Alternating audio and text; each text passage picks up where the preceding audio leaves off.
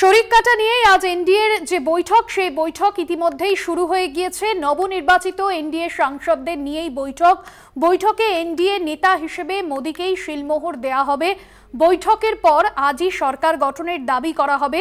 রাষ্ট্রপতির কাছেই সরকার গঠনের দাবি জানাবে এনডিএ। কেন্দ্রে এনডিএ সরকার নিয়ে টানাপোড়েন চলছে, আর যে বৈঠক হওয়ার কথা ছিল সেই বৈঠক ইতিমধ্যেই শুরু হয়ে গিয়েছে। আমাদের প্রতিনিধি জয়ন্ত চৌধুরী রয়েছেন ফোন লাইনে। জয়ন্তদা, ইতিমধ্যেই বৈঠক শুরু হয়ে গিয়েছে, কি কি গুরুত্বপূর্ণ বিষয় বৈঠকে আলোচনা করা হবে, পাশাপাশি কারা কারা রয়েছেন এই মুহূর্তে এই বৈঠকে?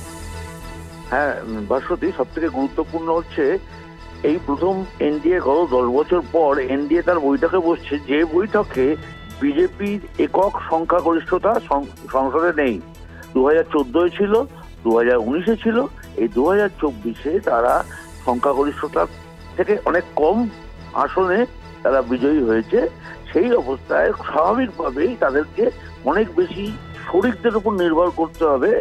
এককভাবে তারা সিদ্ধান্ত নেওয়ার যে এতদিন পর্যন্ত যে চল ছিল, যে প্রবণতা ছিল, সেটা কিন্তু আর চলবে না।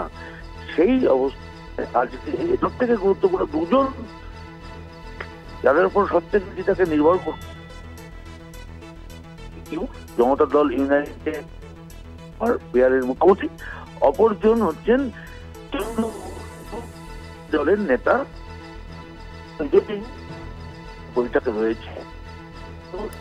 একদমই এই বৈঠক থেকে ঠিক কি নির্যাস উঠে আসে সেদিকে নজর থাকবে।